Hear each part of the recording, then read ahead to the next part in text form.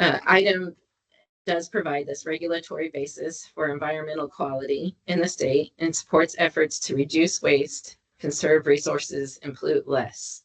We have a legislative framework that includes permitting, data collection and reporting, the creation of the solid waste management districts, as well as provisions for education, technical assistance, and establishment of both the recycling market development and community recycling grants.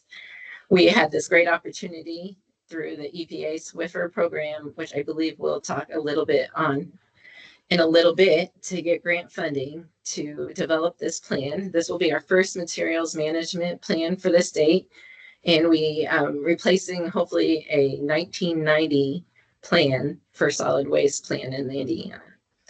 I did want to just briefly mention the project staff here at IDEM that is working on this process and development.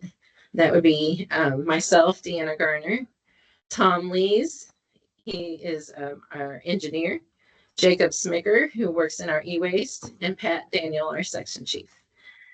With that, I'm going to hand this over to our partners and contractor who is working on this project.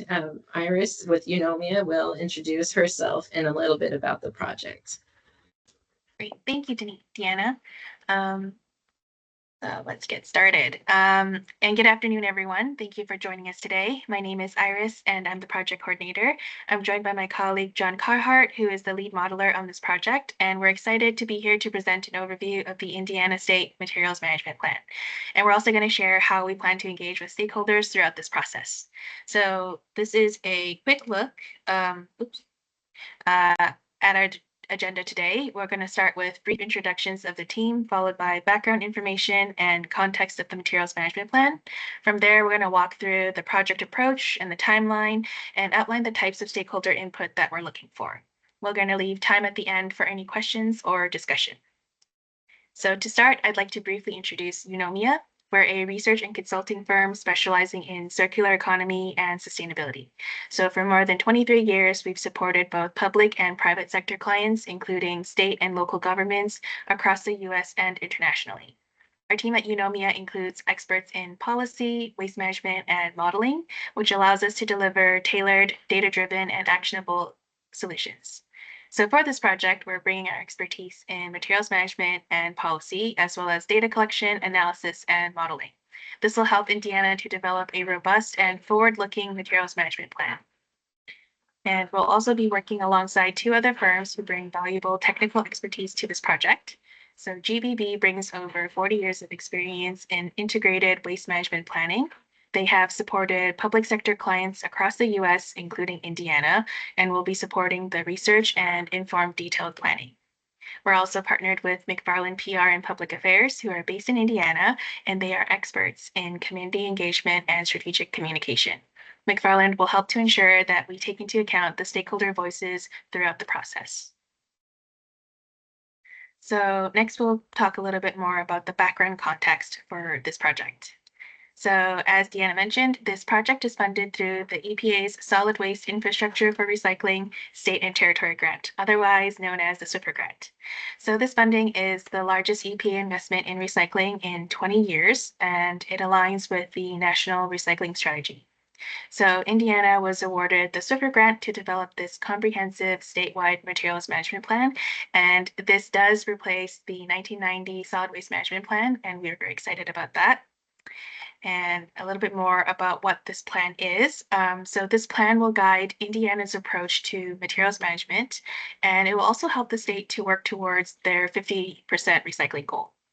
As a part of this effort, we're going to establish a baseline of the current waste management strategies and identify any gaps and challenges. So this plan also aims to promote economic growth in Indiana through waste management practices, and also to provide support to local waste management districts across the state. The materials that are in scope for this plan are listed on this slide, and it includes municipal solid waste, construction and demolition waste, organics, which also includes food waste, yard waste, and wood waste, household hazardous waste, textiles, e-waste, foundry, coal ash, flue gas, tires, and alternative daily cover. And we'll talk a little bit more about this, and we'll open it up to questions later on at the end of this presentation. So next we'll walk through the approach and timeline for delivering this plan. This project began in December 2024 and it's expected to conclude in November 2025. This project is organized. Sorry? Okay. This project is organized into 5 key phases. In phases 1 and 2, we'll start with the research and data gathering to build the baseline and the foundation of the model. And this will help us to understand the current system and what business as usual could look like. In phase 3, we'll identify any gaps and opportunities and explore the potential strategies to improve diversion and reduction. In phase 4, we'll determine the milestone targets that we can set to ultimately achieve the statewide goals and determine how progress should be tracked. And then finally, in phase 5, we'll bring everything together into a comprehensive materials management plan, and we'll also develop material-specific roadmaps. There's some overlap between phase 1 and phase 2, as you can see from the timeline, and this is currently where we're at. So this slide is meant to show kind of an overarching timeline and what the key phases are. This next slide is going to provide a little bit more details into our approach. So as I said, we're going to start with the research and stakeholder outreach. This will allow us to build a good understanding of Indiana's current system, including waste collection practices, relevant policies, and Indiana-specific challenges. So all of this information will be compiled into a database, which will then inform the model that we're building. We'll develop the baseline first and model what business as usual could look like in the future. To model the alternative scenarios, we have to first identify and evaluate the potential measures and strategies that could be implemented to increase diversion.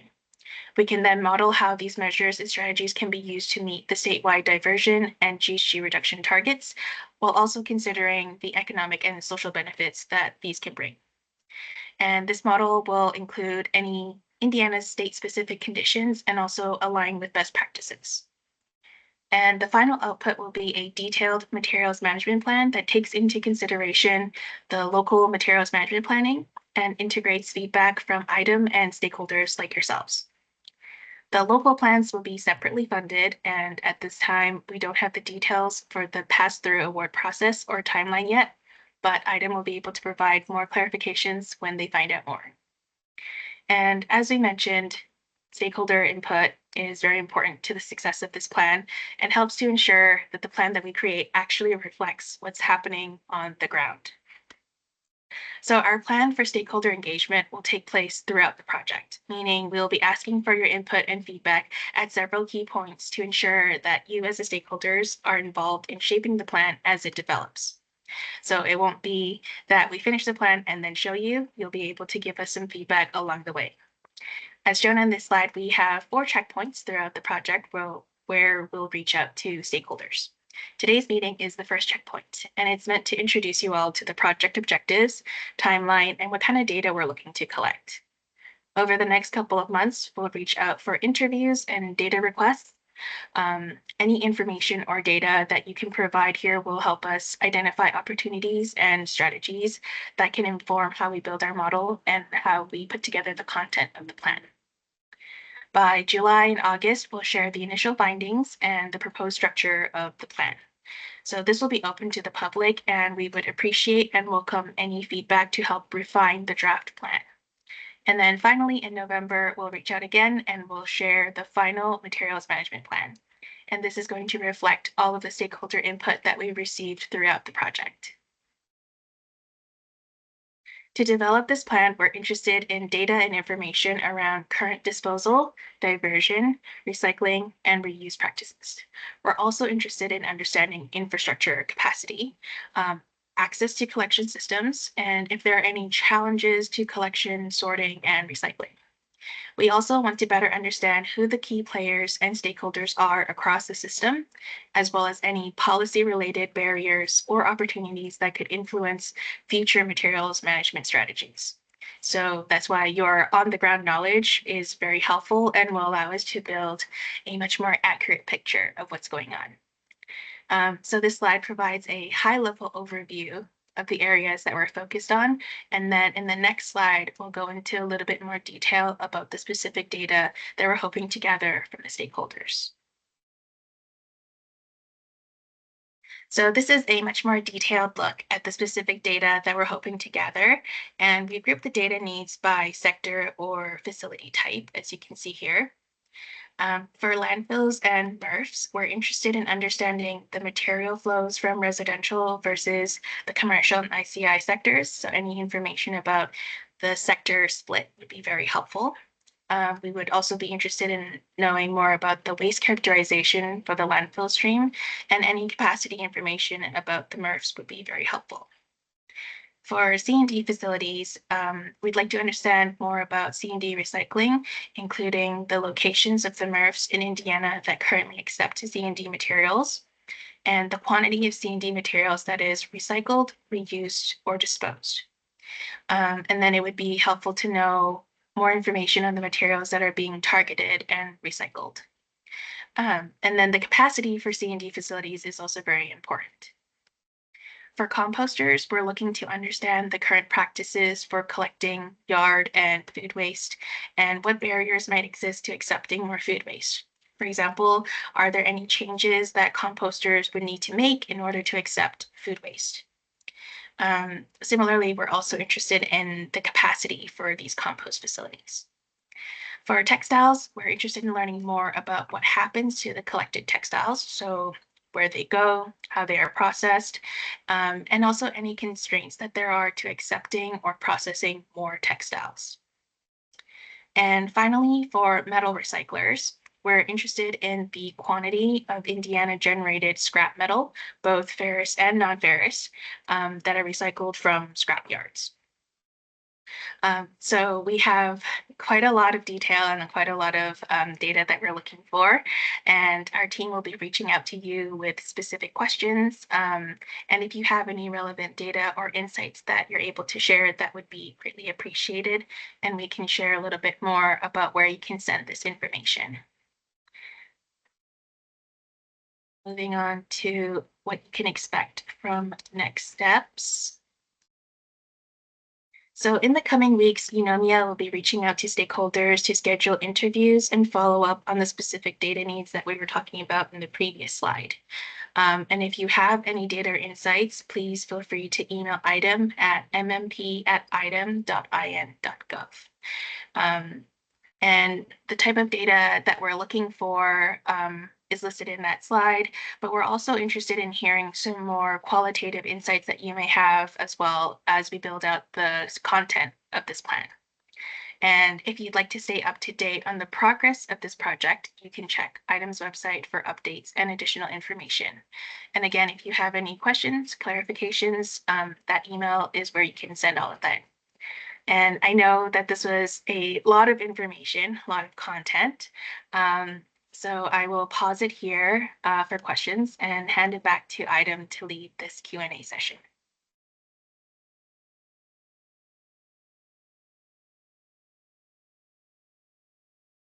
Deanna, I think you're still muted.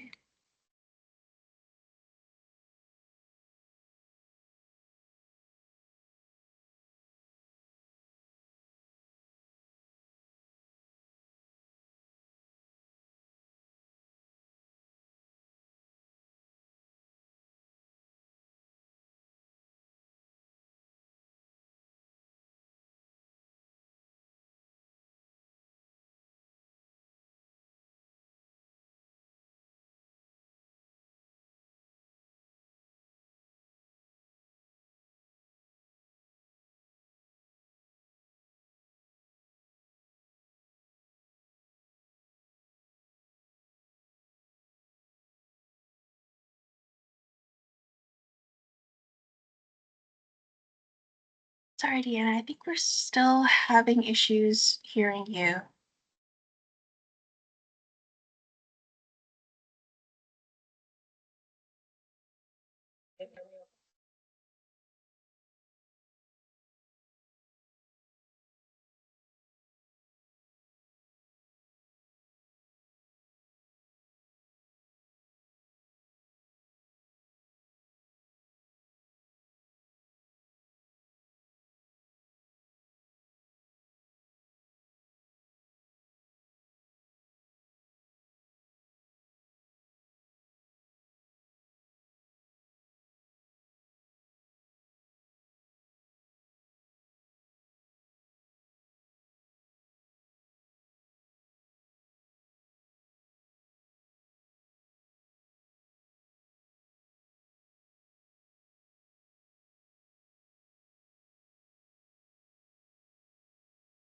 fly ash or, you know, foundry ash, I think it calls. I don't know.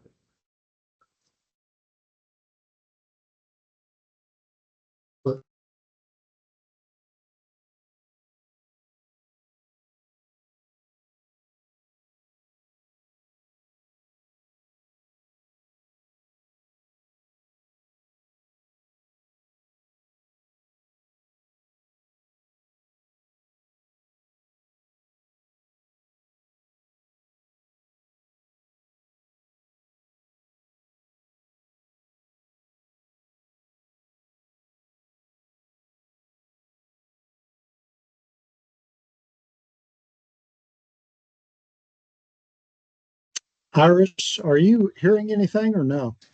No, I'm also having issues. Can you guys hear me now? Yes, we can hear you. Okay. Okay, sorry, we had feedback on this and I'm using a different laptop. So There's I a started bit going of an through echo. some of I the think you might have to. questions that I saw in the chat window. And the first was regarding our 50% recycling goal. That is a state statute that has no time limits within it. And we do that by a percentage using EPA's data calculation rates. Let's see here.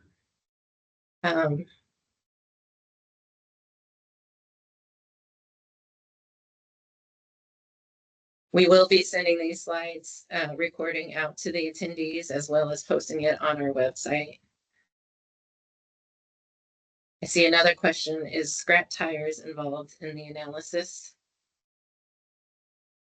And that is yes, I believe so.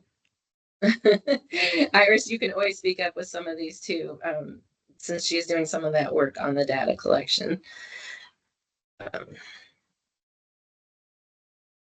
And let's see if there's any, and if you want to raise your hand and have a question and you want to unmute yourself, I'm open that too as well.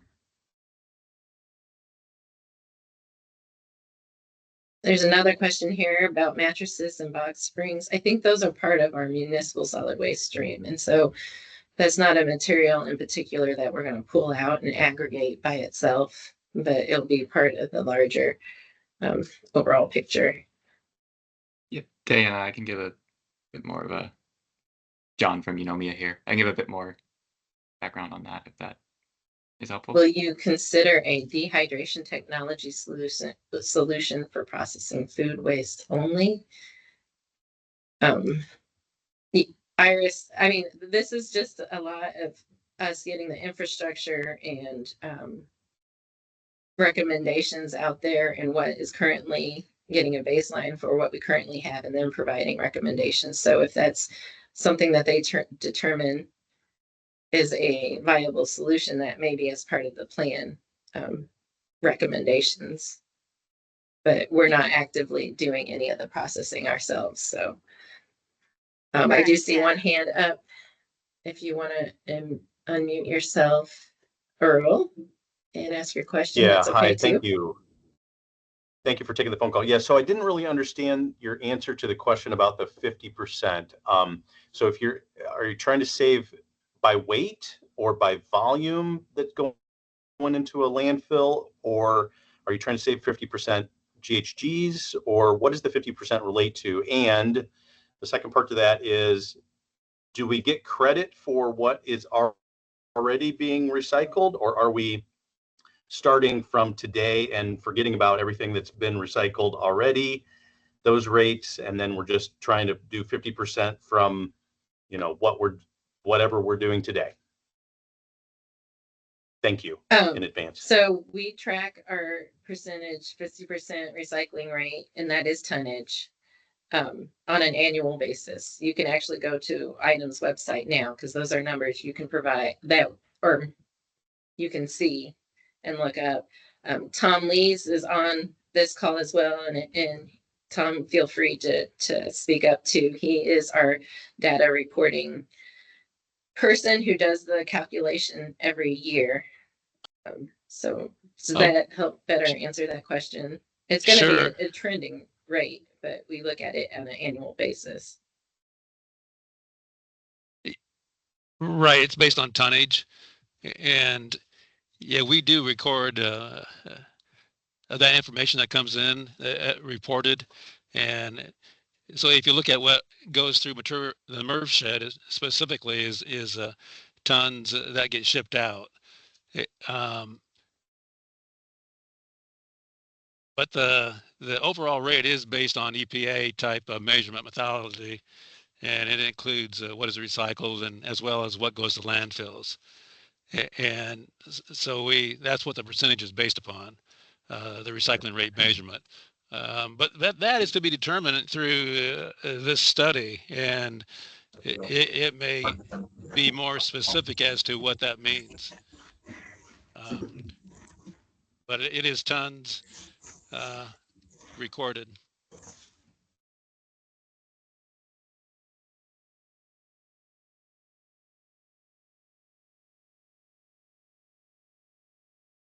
Okay, I'm looking through additional questions that were provided in chat.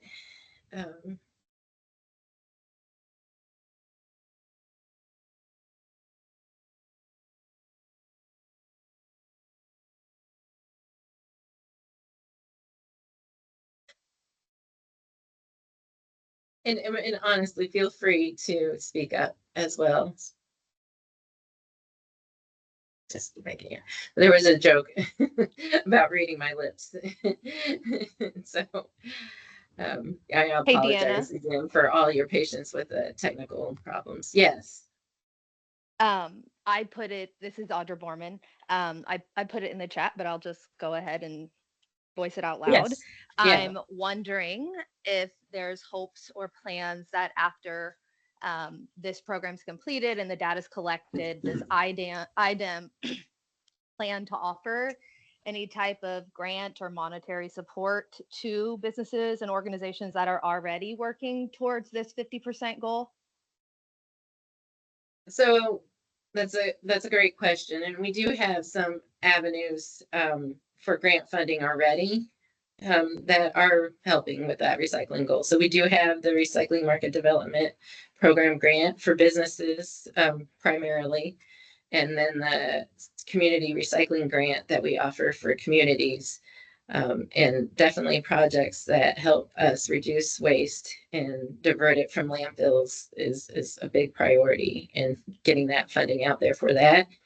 Then, as Iris mentioned, on a community level through the Swiffer funding, we have additional funding after we have a state plan to be able to do some pass-through funding to communities in solid waste management districts on the county level, to do more of a local materials management plan with some basic guidelines that we provide so that they kind of have a similar look and feel and outcomes. So there will be, and we be announcing hopefully in the next month or two, that funding opportunity for the local plans. Excellent, thank you. You're welcome.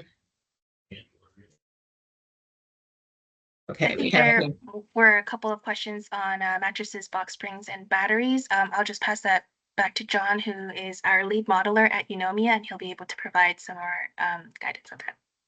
Great. Yeah, so hi everyone. John Carr here from Eunomia. Yes, we will be including those sort of larger bulky items. There's for this PowerPoint presentation, they're sort of categorized under the MSW stream, but yes, we will have sort of a bulky waste analysis as well that includes mattresses, furniture, and materials like that. And then there is also a specification within the scope of work and this solid waste management plan to sort of analyze emerging waste streams within Indiana. So that is a topic that will be included in the solid waste management plan. It is just not sort of the focus of the initial baseline modeling exercise, as that waste stream hasn't quite yet arrived yet, but it is starting to emerge. So we will be asking questions about that for sure, and it will be addressed in the solid waste management plan. Great, thanks, John. I see that, and Angela Remus has her hand raised. Did you have a question, Angela? Yeah, hi. I was just wondering if you guys had any ideas as to whether the changes or the development of this plan will make any significant or major changes to the existing electronics EPR legislation. I know Jacob's part of your team, so if he's on, maybe he might be able to. Jacob, you feel free to speak up. I know that there is definitely meetings and talks about looking at tweaking the current e-waste legislation and EPR rules. Again, I think that it speaks to some more emerging wastes that are happening in the electronics realm as well. Jacob, did you have anything else to add? Yeah, if you guys can hear me, yeah, we're aware of, we're definitely looking, especially like at batteries, and other devices like vaping. We're looking at some EPR programs, that are currently going on across the state, specifically like at Illinois, or I know Nebraska is actually in the works right now, looking at some EPR language focusing on batteries. Currently, that's kind of where we're at right now in the process. Just kind of gathering research from different states and been participating on different phone calls with states and also at the federal level.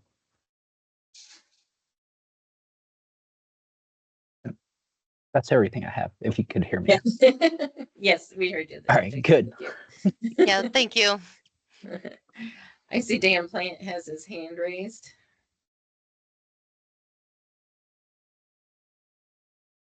Dan, Yeah, did you have a yeah. question for us? Yeah. Yeah, thanks for letting me ask a question. And thanks for doing this. I mean, we need it, in my opinion. Quick question. So we operate in several states, and it's weird to say this because usually Indiana is the best state to operate in of ours, just environmental compliance wise. A lot of common sense and kind of straightforward regs, as opposed to kind of circular and very confusing. But that's not really always the case with beneficial reuse, it feels like. Will this be, and I'm sorry if you already went through this, I was having trouble logging on at the beginning, but will this translate into, updated, whether it's regulations or non, policy documents, or what comes out of this at the end for us to be able to use to kind of further our beneficial reuse? Is it simply, I don't want to say simply because none of this is simple, but is it just that there's going to be some additional monies out there, or is this going to be some kind of reprieve from some fairly difficult beneficial reuse hurdles? Yeah, this plan does not change any of our current policies, any of our current permitting regulation requirements. That's a whole nother really honestly conversation with a different group. Because lucky me, I'm in Office of Program Support and we're non-regulatory end of things. There may be policy recommendations that come out of the plan that speaking to you, and if you want to provide your feedback through that email, or if we reach out to you and you say this is something you want addressed in the future, then that will be noted in the plan, and there may be some policy recommendations or something that comes out of the plan that way, but there's no actual policy or regulatory changes that will result. So trying to keep these questions moving along. I do see Windows item expect to release funding and updated materials management plan format guidance for the solid waste districts and local county municipalities. We are behind on that process. Unfortunately, this whole entire plan took a lot longer to get in place with our RFPs and working with our Department of Administration and make sure the funding was in place. So we're hoping in the next month or two to definitely have the funding announcement out for the locals to start working on it and applying for that funding. And then we're going to work as best we can to get that guidance, work with Eunomia to get some guidance maybe in advance of the plan being released, on the state plan being released, but we just don't have any exact dates worked out for that yet, unfortunately. So I see it says, how will contacts with the MRFs and landfills be made to gather data and info? We do have a list of stakeholders that we have created that we've sent this email out to. We have provided that to Eunomia. If you would like to be on that list and you don't think you're on that list, please send us an email at the email we provided, the mmp@idem.in.gov, and Eunomia will be reaching out to you with those additional questions and data that they would like to get. I'm scrolling through.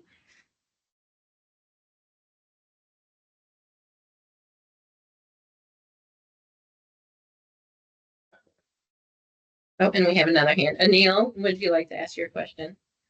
Hi, Deanna. Maybe this question is for Iris. I'm coming from the industry side. So one of the key things for me is, will this MMP output give me more options for recycling and diversion from landfill? Is that going to be one of the output I can expect from this? Yeah, that's a great question. We'll definitely look into measures and strategies for recycling and for diversion, and that's one of the things that we'll be modeling. I'll pass it off to John to provide a little bit more details about that. Yeah, I think one of the main objectives is to assess the current options within Indiana, and then from a sort of intervention by intervention analysis, look at what additional streams and recycling options could look like and the benefits of each of them. So you should get a pretty technical idea of here's which additional recycling option was analyzed and the potential benefit for it. And yeah, we're going to look into that for multiple waste streams within the solid waste management plan. We also expect to have material-specific roadmaps. So if you're specifically looking to a certain material, it may be covered in the MMP. And overall, kind of following that, I see a lot of questions around, like, is there going to be funding towards putting these additional recycling options and infrastructure in place? And we have the funding that we currently have in place, and that's our recycling market development grants, our community recycling grants. We're always asking our legislators to look at that budget and see what they can do for us to increase it, because we know the need is there. And we do hope that by having this plan and establishing our baseline infrastructure and looking at the state as a whole, that we can show that to the policymakers and see that there is a need. And it will direct us to, in the Recycling Market Development Board, to look at what projects we need to be more closely funding, or if there is priority areas for the board to fund projects with as well. So.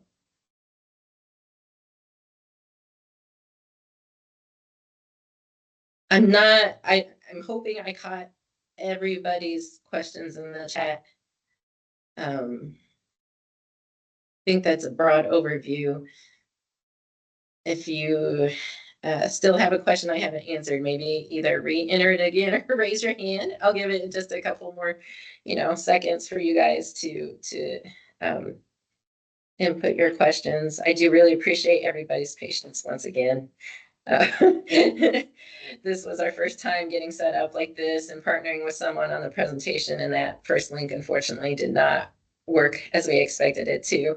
So I'm glad everybody was able to join. We do have a huge turnout for this, and we do look forward to you guys being stakeholders in this process, giving us your input and really guiding how we want this plan to look. We value that input because we're just one person and it's a big state. So. Okay. Well, I don't see any other questions. Again, as Iris put in the email or in the chat, the email that you can send information to at mmv@idem.in.gov. And with that, I want to thank you guys again for attending, and you guys get a little bit more time back of your day. So thank you. Thank you for your time. Thank you, everyone. Thank you so much. Thanks, everyone.